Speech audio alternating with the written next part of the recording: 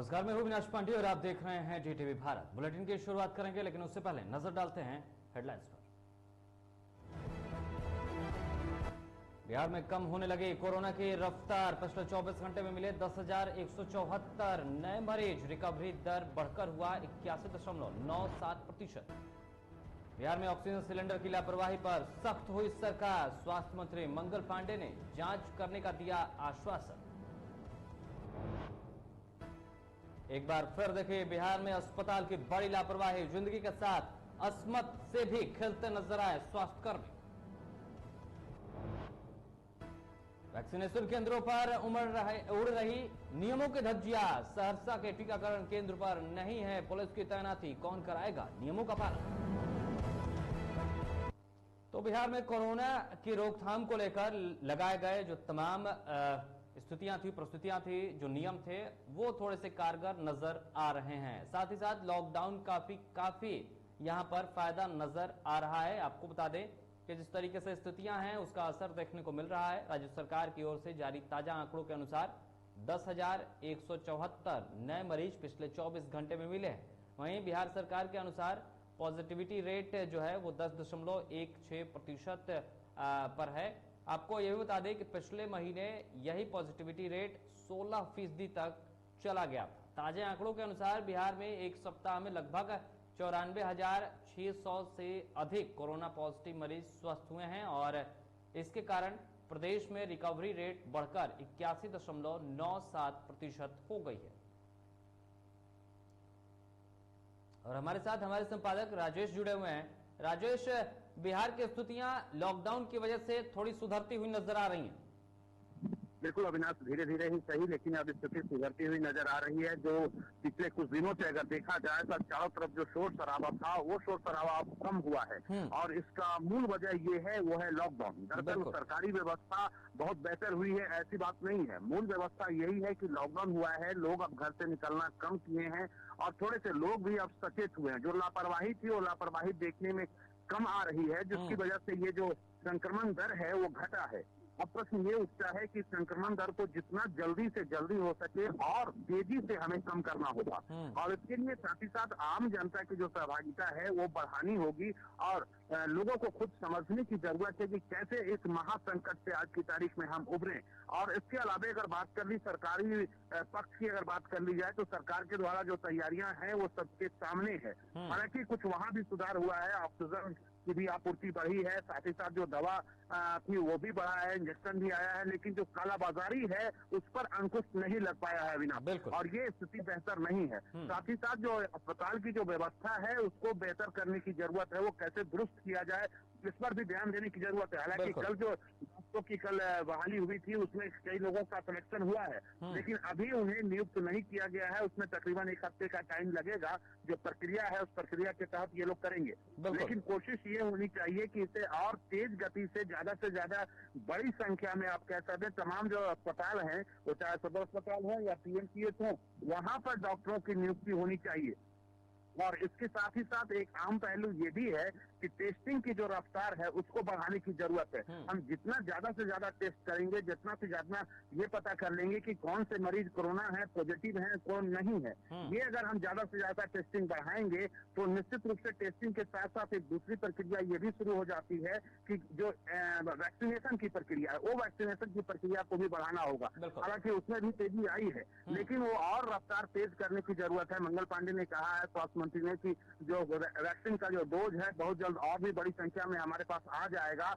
आने के साथ एक चीज और, कल जो गार्डिनर अस्पताल की जो तस्वीर सामने आई है वो थोड़ा विचलित करने वाली। बड़ी संख्या में लोग वहां इकट्ठा हो रहे हैं और इस दौरान सोशल डिस्टेंसिंग का पालन नहीं हो रहा है। तो लोग तो जा रहे हैं वैक्सीनेशन करवाने के लिए, लेकिन हो सकता है अगर स्थिति ऐसी रही, अगर सोशल डिस्टेंसिंग का पालन हम लोग नहीं किए तो पता चला कि वहां से हम कोरोना लेकर आ रहे हैं। मतलब आगे और स्थितियां थोड़ी सी खराब हो सकती हैं राजेश, अगर हमने इसी तरीके से नियमों का पालन नहीं किया तो आगे आने वाले समय में ये पॉजिटिविटी रेट और बढ़ सकती है। बिल्कुल, अगर हम आप खुद अपने आप को अगर सचेत नहीं किए, सतर्क नहीं हुए, तो स्थिति खराब हो सकती है, इसमें कोई दो राय नहीं है। और अभी भी एक वक्त है लोगों के पास सोचने का, समझने का, और साथ ही साथ इस बीच में जो लॉकडाउन जो हुआ है, इस बीच में सरकार जो देख रही है, जो व्यवस्था में जो कमियां हैं, उसे कैसे दुरुस्त किया जाए, ये एक बेहतर मौका है। हम लोग को सबक लेने की जरूरत है। साथ ही साथ एक बात और भी कहेंगे, पिछले फेज में जब बिहार सरकार में जब कोरोना आया और बड़ी संख्या में लोग बाहर से लोग आए, तो कई अनुमंडल स्तर पर, जिला स्तर पर क्वारंटाइन सेंटर की व्यवस्था की थी। इस बार ये देखने को नहीं मिल रहा है। अगर मुझे लगता है कि ग्रामीण स्तर पर, क्योंकि अब कोरोना जो है ग्रामीण स्तर से भी अपना पांव पसारा है, कई ग्रामीणों को भी अपनी जद में लिया है, तो वैसे स्थिति में अगर उस पंचायत स्तर पर कहीं ना कहीं पंचायत भवन है, कोई स्कूल है, कॉलेज बंद है, तो वहां पर भी अगर क्वारंटाइन सेंटर अगर बनाया जाए, किसी भी गांव में अगर 2-4 लोग मिलते हैं तो उनको वहां से हटा के इस क्वारंटाइन सेंटर में किया जाए और रखा जाए, उनकी अगर व्यवस्था मुकम्मल की जाए, तो जो संक्रमण का जो चेन है वो भी हम तोड़ने में कामयाब हो जाएंगे। और मुझे लगता है कि बहुत ज्यादा इसमें खर्च करने की भी जरूरत, बहुत ज्यादा खर्च भी नहीं आएगा और आराम से इस पर कर सकते हैं। जरूरत इस बात की है कि कैसे हम लोग मिलजुल कर करें तो किया जा सकता है। राजेश, बिल्कुल बिल्कुल, अगर सब लोग अगर मिलजुल कर इस पर हम काम करें तो निश्चित रूप से इस पर विजय प्राप्त किया जा सकता है। और साथ ही साथ एक थोड़ी आज की जो खबर है, कुछ स्टाफ जो है स्वास्थ्य कर्मी है, तकरीबन 27,000 स्वास्थ्य कर्मी है, उन्होंने सरकार को अल्टीमेटम दिया है कि आप उनकी मांग, जो संविदा कर्मी है उसमें पैरा मेडिकल के स्टाफ भी हैं, नर्सिंग स्टाफ भी हैं, और भी तमाम स्टाफ है, डाटा एंट्री के स्टाफ है, तो अगर ये लोग हड़ताल पे चले जाते हैं तो एक बड़ी विकट स्थिति खड़ी हो जाएगी और फिर स्थितियों को संभालना मुश्किल हो जाएगा। फिलहाल तमाम जानकारियों के लिए राजेश आपका बहुत बहुत धन्यवाद। तो ये थे हमारे संपादक राजेश, जो अधिक जानकारी दे रहे थे। एक बार फिर से आपको बता दें कि बिहार में थोड़ा लॉकडाउन का असर देखने को मिल रहा है और स्थितियां थोड़ी सी कंट्रोल में आ रही हैं। बहरहाल बढ़ते हैं अगली खबर की तरफ, और बड़ी खबर नालंदा से निकलकर सामने आ रही है, जहां पर चोरों ने ज्वेलरी की दुकान में लूट की घटना को अंजाम दिया है। तो बड़ी खबर आपको बता रहे हैं, जहां नालंदा में चोरों ने ज्वेलरी की दुकान से लूट की घटना को अंजाम दिया है। नगर नौसा थाना क्षेत्र के भौभी गांव की यह घटना है। लाखों रुपए के आभूषण लेकर चोर फरार हुए हैं। तो बड़ी खबर आपको बता रहे हैं नालंदा से, जहां एक बार फिर से चोरों का आतंक देखने को मिल रहा है और आभूषण की दुकान में चोरी की घटना को अंजाम दिया गया है। नालंदा में चोरों ने ज्वेलरी की दुकान से लूट की घटना को अंजाम दिया है। तो बड़ी खबर नालंदा जिले से, जहां नगर नौसा थाना के भौभी गांव की यह घटना है और यहां पर चोरों ने चोरी की घटना को अंजाम दिया है। और इस खबर पर अधिक जानकारी के साथ हमारे सहयोगी ऋषिकेश हमारे साथ जुड़े हुए हैं। ऋषिकेश, क्या खबर निकलकर सामने आ रही है? देखिए, अभी तक इस घटना के मामले में यही बात सामने आई है कि दुकानदार के द्वारा लॉकडाउन के दौरान दुकान को बंद कर दिया गया था, जिसके बाद जो है चोरों ने सीधा फायदा उठाया और देर रात चोरों ने दुकान की ताला तोड़कर उसमें तिजोरी सहित लाखों रुपए का जो ज्वेलरी था वो लेकर चंपत हो गए। हालांकि पुलिस की सूचना मिली है, पुलिस घटनास्थल पर पहुंचकर मामले की जांच में जुट गई है। बिल्कुल ऋषिकेश, ऐसा मतलब कई बार देखा गया है, लॉकडाउन पिछली बार भी हुआ तो देखा गया कि जब चोरों के आतंक बढ़ गए, मतलब जो दुकानें लगातार बंद रही उनको चिन्हित करके चोरों ने वहां पर हाथ साफ कर लिया। जी बिल्कुल, लॉकडाउन के दौरान जो है खासकर रात में अगर देखा, दिन चाहे हो चाहे रात हो, लॉकडाउन के दौरान जो है रोड बिल्कुल खाली रहता है और सुनसान होता है और चोर जो है इस दौरान उन्हीं दुकानों को चिन्हित करते हैं जिस दुकान से इनको ज्यादा बेनिफिट की बात होती है। तो ज्यादातर दुकानदार जो है ये चोर जो है ज्वेलरी की दुकान को ही टारगेट बनाते हैं। और देर रात भी इसी तरह का वाकया हुआ, जैसा कि स्थानीय लोगों के द्वारा बताया जाता है कि दुकान के आसपास कुछ लोग को देखा भी गया था, संदिग्ध लोग को देखा भी गया था और उसी जो है अहले सुबह जो है दुकान का ताला टूटा हुआ पाया गया और उसमें चोरी की घटना घटी। बिल्कुल, फिलहाल तमाम जानकारियों के लिए ऋषिकेश साहब का बहुत बहुत धन्यवाद। बहरहाल बढ़ते हैं अगली खबर की तरफ। इधर मुंगेर में आयुष मेडिकल सर्विसेज एसोसिएशन यानी कि आसमा के बैनर तले आयुष चिकित्सकों ने विरोध प्रदर्शन किया है। आयुष चिकित्सकों ने मानदेय को 65,000 रुपए करने की मांग की है। आयुष चिकित्सकों ने बताया कि 3,270 आयुष चिकित्सकों की बहाली शीघ्र होनी चाहिए और इसके साथ ही जो डॉक्टर हैं आयुषवाद, उनकी मांग है और उन्होंने अपनी ये मांग सरकार के सामने रखी है। काला बिल्ला लगाकर उन्होंने अपनी ड्यूटी की और विरोध प्रदर्शन किया है। साथ ही साथ अपनी मांगों को रखा है कि सरकार उनकी मांगों को जल्द से जल्द पूरा करे। काम काला बिल्ला लगा करके काम कर रहे हैं। हम लोगों का मांग है, सबसे पहला मांग है समान काम समान वेतन। जो एलोपैथिक चिकित्सकों को दिया जाता है वही मानदेय हम लोगों को दिया जाए। और दूसरा मांग है, सबसे मुख्य मांग है कि हम लोगों की वैकेंसी जो है बिहार तकनीकी सेवा आयोग के द्वारा 2020 में ही, जुलाई 2020 में ही फॉर्म भरा गया था, लेकिन अभी तक जो है उसको पूरा नहीं किया गया है। अभी तक हम लोगों का काउंसलिंग नहीं हुआ, उस काउंसलिंग को जल्द से जल्द पूरा किया जाए। आगे प्लानिंग है, अभी तो हम लोगों का है कि काला बिल्ला लगा करके विरोध प्रदर्शन करना। अगर इस पर भी सरकार नहीं मानती है तो 15 मई से हम लोग होम आइसोलेशन जाने के लिए तो हम बता दें आपको कि जिस तरीके से स्थितियां हैं और इस पर अब जो आयुष चिकित्सक हैं वो अपनी मांगों को लेकर विरोध प्रदर्शन कर रहे हैं। और इस खबर पर अधिक जानकारी के साथ हमारे सहयोगी इम्तियाज हमारे साथ जुड़े हुए हैं। इम्तियाज, फिलहाल क्या स्थिति है? डॉक्टर्स की जो मांग है, क्या उसे सुना गया है? प्रशासन के तहत से कोई जानकारी निकलकर सामने आ रही है और डॉक्टर क्या कुछ कह रहे हैं? जैसे कि इन लोगों का जो मांग है आयुष चिकित्सकों का, अविनाश, ये लोग सबसे पहले तो समान एलोपैथी डॉक्टर के बराबर वेतन की मांग कर रहे हैं। 3200 कुछ जो डॉक्टर हैं उनके अस्थायी नियुक्ति की मांग कर रहे हैं। इस तरह के 4-5 मांगे हैं जो मुख्य मांगे हैं, जिसको लेकर के इन लोगों ने पहले भी जो है एक आवेदन दिया था सिविल सर्जन को, लेकिन बावजूद उसके बाद उन्होंने एक डेट लाइन दिया था कि हम 10 से 12 तारीख तक हम काला बिल्ला लगा करके काम करेंगे, और इसके बाद भी अगर हमारी मांगे ना मानी गई तो हम लोग 15 तारीख से होम आइसोलेशन के लिए चले जाएंगे। ये अच्छा, अपने आप में ऐसे में फिर कैसे काम होगा इम्तियाज? अगर डॉक्टर इस तरीके से चले जाएंगे तो फिर कैसे काम होगा? प्रशासन को तो इस पर त्वरित तरीके से काम करना चाहिए था, उनकी बातें या तो सुननी चाहिए या तो फिर उनको समझाना चाहिए था। लेकिन इस तरह का कोई पहल नहीं हो पाया जिला प्रशासन की तरफ से, ना ही स्वास्थ्य विभाग के वरीय पदाधिकारियों की तरफ से इस तरह का कोई पहल नहीं हो पाया।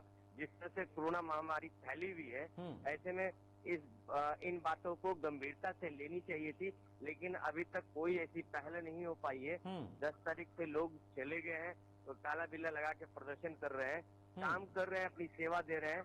12 तक वो लोग अपनी सेवा देंगे, 12 के बाद 15 से वो लोग होम आइसोलेट हो जाएंगे। मतलब डॉक्टर ये कह रहे हैं कि हम फिलहाल काला बिल्ला बांधकर काम तो करेंगे, लेकिन 15 तारीख से हम काम छोड़ देंगे और खुद को होम क्वारंटाइन या होम आइसोलेशन में चले जाएंगे, तो फिर स्थितियां खराब हो जाएंगी। इम्तियाज जी जी जी, निश्चित ही यहाँ मुंगेर का जो चिकित्सा व्यवस्था है पूरी तरह से ठप हो जाएगा। एक तरह से मानिए कि उस पर अचानक से प्रेशर बनेगा, पूरी स्थिति चरमरा जाएगी। जैसे कि अभी इस महामारी के दौर में तो लगातार देखा जा रहा है कि चिकित्सा व्यवस्था का जो है पोल खुल ही रहा है कि किस तरह से क्या मैनेजमेंट है। ये सारी बातें आ रही है लगातार, हम लोग खबर भी भेज रहे हैं, खबर देख भी रहे हैं लोग, और ये बातें, और ये इस तरह का होगा तो एक अचानक से इस पर और भी दबाव बढ़ेगा। बिल्कुल, तो और भी दबाव बढ़ेगा। फिलहाल तमाम जानकारियों के लिए इम्तियाज आपका बहुत बहुत धन्यवाद। तो ये थे हमारे सहयोगी इम्तियाज जो अधिक जानकारी दे रहे थे। एक बार फिर से बता दें आपको कि जो आयुष चिकित्सक हैं वो हड़ताल पर जाने के लिए या फिर खुद को होम आइसोलेट करने की बात कह रहे हैं अगर उनकी मांगे पूरी नहीं की जाती हैं तो। बहरहाल बढ़ते अगली खबर की तरफ। इधर बिहार में 18 साल से अधिक आयु के लोगों के लिए वैक्सीनेशन शुरू हो गया है। आपको बता दें कि इस वैक्सीनेशन जो कई सेंटर बनाए गए हैं उसमें लोग आराम से टीका लगवाने के लिए आ रहे हैं और लगाया भी जा रहा है। तो वहीं कई ऐसे सेंटर भी हैं जहां पर लोग कोरोना गाइडलाइन का पालन नहीं कर रहे हैं। इस पर बिहार के स्वास्थ्य मंत्री मंगल पांडे ने मीडिया से बातचीत करते हुए कहा कि लोग शांतिपूर्ण तरीके से वैक्सीन लगाएं। इसके साथ ही उन्होंने कहा कि पटना के गर्दनीबाग अस्पताल में फेंके गए ऑक्सीजन सिलेंडर के बारे में जांच होगी और जांच के बाद उचित कार्रवाई होगी।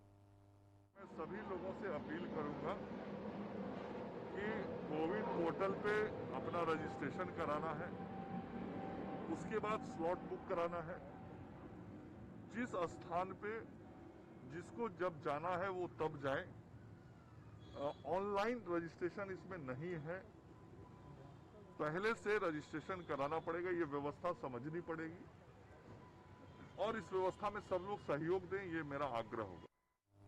कोरोना काल में जब बिहार सरकार की फजीयत हो रही है तो विपक्ष खुद को ज्यादा ताकतवर महसूस कर रहा है। रविवार को आरजेडी सुप्रीमो लालू प्रसाद यादव की वर्चुअल मीटिंग के बाद अब स्थितियां थोड़ी सी बदलती हुई नजर आ रही हैं।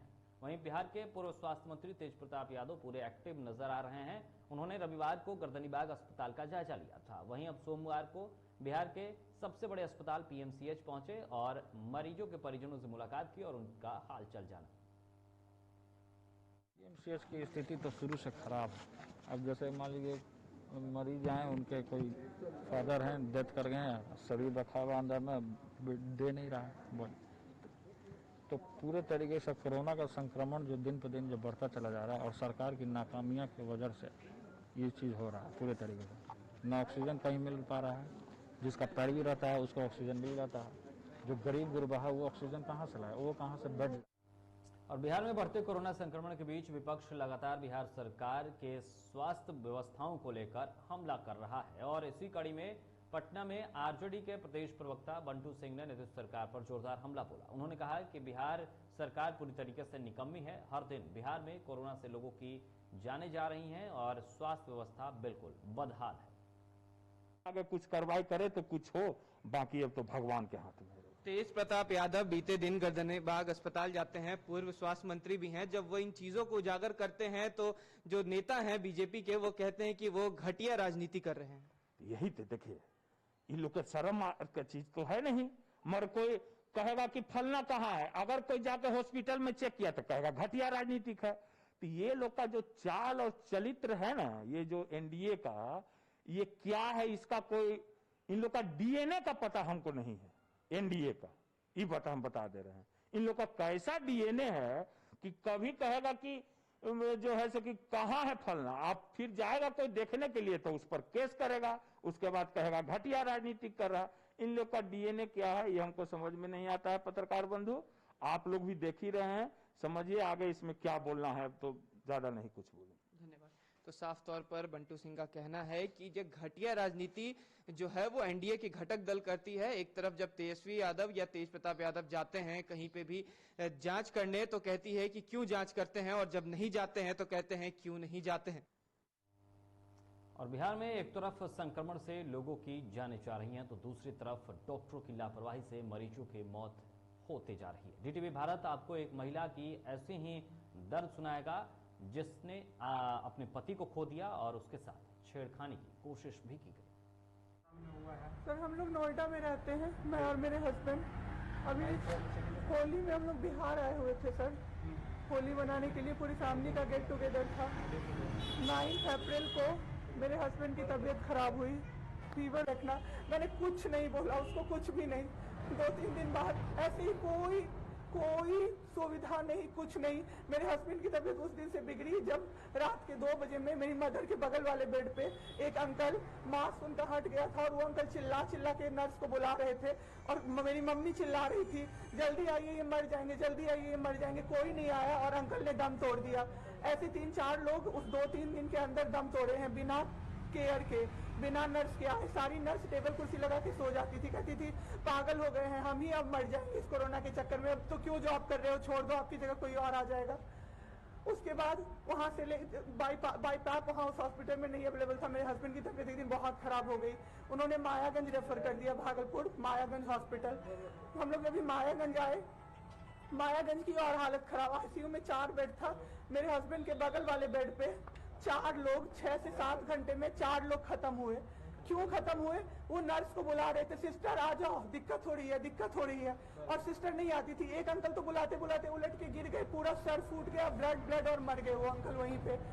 इतना मेरे हस्बैंड डर गए। शाम होते होते मेरे हस्बैंड की तबीयत अचानक से खराब होने लगी, पूरा ये सब ड्राई हो गया, एक लेयर व्हाइट कलर का जम गया उनके ऊपर, बहुत ज्यादा तबीयत खराब हो गई। हम लोग मैंने कर दिया 10 मिनट में मेरे बाबू का ऑक्सीजन लेवल मैंने बढ़ा दिया। उसके बाद इन लोगों ने मुझे बोला, मैंने बोला सर अटेंडेंट अलाउड है, सारे के अटेंडेंट बैठे हुए थे। तो एक डॉक्टर ने मुझे बोला अटेंडेंट अलाउड नहीं रहेंगे तो कैसे काम चलेगा, सब तो कोरोना से बीमार पड़ रहे हैं, हम लोग कितना देखें, हम लोग क्या मर जाए खांसते खांसते सबको देख के, बैठिए चुपचाप और देखिए। 15 दिन तक सर एक टेबल पे एक लगातार में बैठी हूँ। आज 1 महीना पे मैंने ब्रश किया है सर, 1 महीने पे ब्रश किया है मैंने। बाबू को बहुत ठीक कर दिया, इतना स्ट्रॉ लगा के सर, मास्क के अंदर से स्ट्रॉ लगा के बाबू को मैंने जूस, दाल, रोटी सब कुछ पिलाया सर। इतने ठीक हो गए ना कि जो डॉक्टर फर्स्ट डे बोला था ये बचेगा नहीं, वो डॉक्टर सर 3-4 दिन बाद कहता है टचवुड क्या कर दिया आपने इनके साथ, ये तो एकदम ठीक हो गए, गजब का फाइट दिया आप दोनों ने मिलके। मुझे क्या पता था कि मैं फाइट दे रही हूँ और ये लोग मेरे बाबू को खत्म कर देंगे। इतना ऑक्सीजन का किल्लत सर, मेरा बाबू डर गया बहुत ज्यादा। ऑक्सीजन सिलेंडर देखता था और कहता था हाँ वो खत्म हो जाएगा, वो खत्म हो जाएगा। मैं कहती थी नहीं खत्म होगा बाबू। 1.5 घंटे के लिए सर ऑक्सीजन सप्लाई बंद रहता था। बाद में हमें पता चला ये लोग ब्लैक मार्केटिंग कर रहे हैं अंदर में ऑक्सीजन सिलेंडर का। जो अस्पताल वाले हैं ना, वो ऑक्सीजन सप्लाई बंद कर देते थे ताकि बेचैन होके लोग खरीदे उन्हीं से। हम भी खरीदे सर, मैंने भी खरीदा। क्या करते, हमें भी तो चाहिए था। परसों सर सुबह में हमारे पास एक ही सिलेंडर था, पाइपलाइन बंद हो गया। मेरे हस्बैंड को बाईपैप लगा हुआ था, उनको 2 सिलेंडर से जाना था, एक ही सिलेंडर था। सिलेंडर मांगते मांगते कहीं नहीं मिला सर, मेरे हस्बैंड खत्म हो गए। आपके साथ जो ये सब हुआ, गलत हुआ, इसकी शिकायत आपने किसी को की है? अभी किसको करे सर, परसों तो मेरा बाबू गया है। अब क्या चाहती हैं सरकार से? क्या अभी सबसे पहले तो मैं चाहती हूँ कि सारे जगह ये, सबसे पहले तो मुझे कोई प्लेटफॉर्म मिले जिसपे मैं ये बोल सकूं टीवी पे जाके, ताकि लोग बचें। अब जिसके साथ जो हो नहीं हो तो सेकेंडरी है।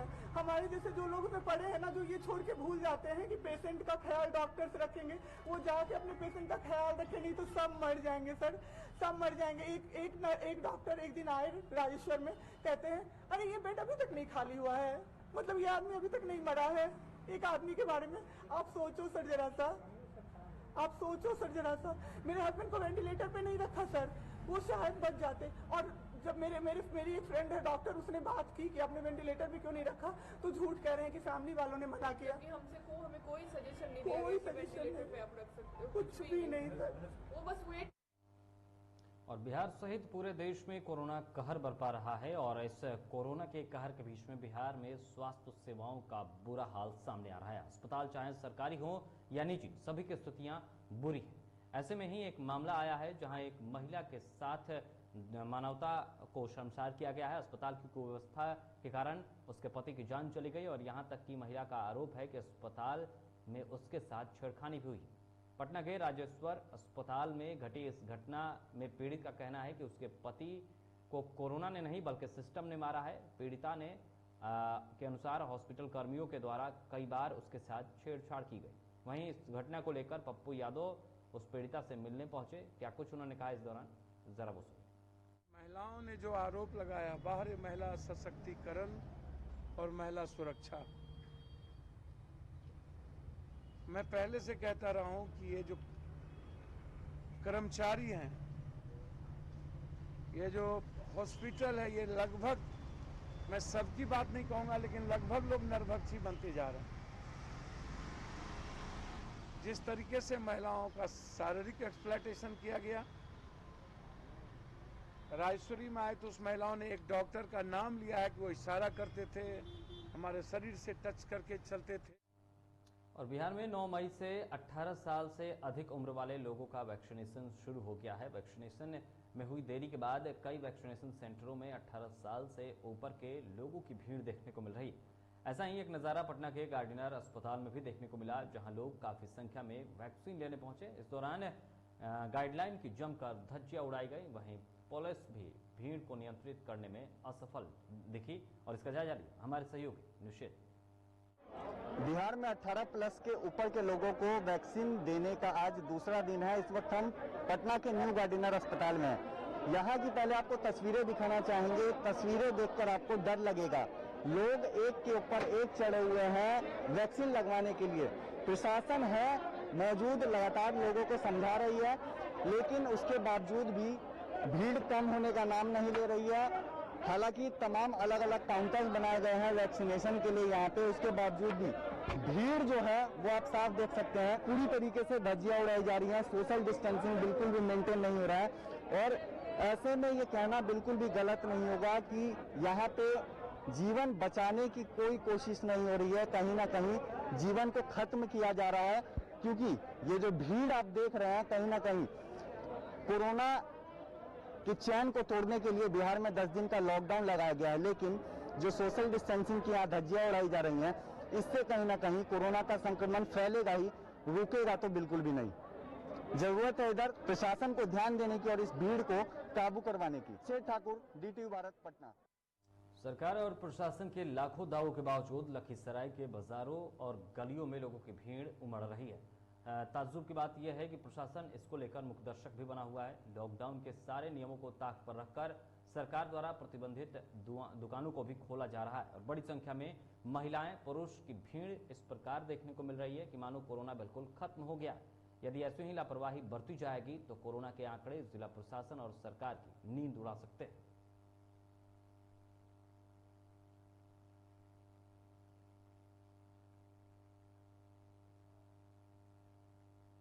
और बिहार में 9 मई से 18 से 44 साल के लोगों के बीच टीकाकरण की शुरुआत हो गई है। टीकाकरण केंद्र पर लोगों की अच्छी खासी भीड़ भी नजर आ रही है, लेकिन सहरसा के सौर बाजार प्रखंड के मध्य विद्यालय टीकाकरण केंद्र पर लोगों की इतनी भीड़ उमड़ पड़ी कि भीड़ को काबू कर पाना मुश्किल हो गया और इस दौरान सोशल डिस्टेंसिंग की धज्जियां भी उड़ती हुई नजर आई। लेकिन जब जीटीवी भारत के कैमरे ने टीकाकरण केंद्र पर पुलिस को ढूंढने की कोशिश की तो पुलिस नदारद दिखी। वहीं इतनी बड़ी लापरवाही से आप अब इसको क्या कहेंगे, ये आप ही समझिए। जहां टीकाकरण केंद्र पर पुलिस की तैनाती नहीं की गई, लोगों को नियमों का पालन आखिर कौन करवाएगा। वैक्सीनेशन के लिए आए हैं और कोई भी व्यवस्था नहीं है सुचारू रूप से, भीड़ लगाया हुआ है और वैक्सीनेशन का कोई प्रॉपर अरेंजमेंट नहीं किया गया है। यहाँ पे वैक्सीन है, सबको लग रहा है, हम लोग को भी जनवरी में लग चुका है, कहीं कहीं कोई किसी को दिक्कत नहीं हुई है। यही है, ये जो अभी आए हुए हैं सबको लगेगा लगभग। ये कोरोना वायरस वैक्सीनेशन का पहला डोज लगा है और ये कोविशील्ड यहाँ पे स्टार्ट हुआ है सौर बाजार प्रखंड, जो कि सहरसा जिला के अंतर्गत आता है और ये 18+ को आज से लग रहा है और 45 एज तक के एज ग्रुप को। और हाजीपुर में कोरोना के बीच 8 महीने से जिले का विद्युत सौदाह गृह बंद पड़ा हुआ है, जिससे लोगों को काफी परेशानी हो रही है। कोरोना काल में लापरवाह प्रशासन की मुस्तैदी सवालों के घेरे में है। आपको बता दें कि जिस तरीके से मौतों का सिलसिला नहीं थम रहा है और ऐसे में शवों का अंतिम संस्कार कराने के लिए बनाए गए सौदाह गृह बंद पड़ा हुआ है। पिछले 8 महीने से ये बंद है और कभी कभी इसे खोला भी जाता है तो यहाँ पर बिजली काट दी जाती है और तो कभी मशीनें खराब हो जाती है और इसके कारण इसको बंद कर दिया जाता है और खुले में ही शव का अंतिम संस्कार करना पड़ता है। बहरहाल बढ़ते हैं अगली खबर की तरफ और अगली खबर आपको बता दें कि जिस तरीके से स्थितियां हैं वो अपने आप में विकराल होती जा रही हैं। बिहार में जहां एक तरफ सरकार कोरोना काल के दौरान बेहतर व्यवस्था देने का वादा कर रही है तो कई ऐसी तस्वीरें भी सामने आई हैं जो सरकार के इन दावों की पोल खोल रही है। ऐसे ही एक तस्वीर बक्सर से देखने को मिली जहां मोक्ष धाम में गंगा में तैरती लगभग 30 शव देखने को मिले हैं और इलाके में दहशत का माहौल है। वहीं बताया जा रहा है कि घाट पर लकड़ी बेचने वाले, कर्मकांड करने वाले और मुक्ति धाम ठेकेदार लाश के नाम पर पैसा वसूल रहे हैं और जिसके बाद प्रशासन लोगों के लिए जो पैसे देने में असमर्थ है वो शव को गंगा में प्रवाहित करके चले जाते हैं।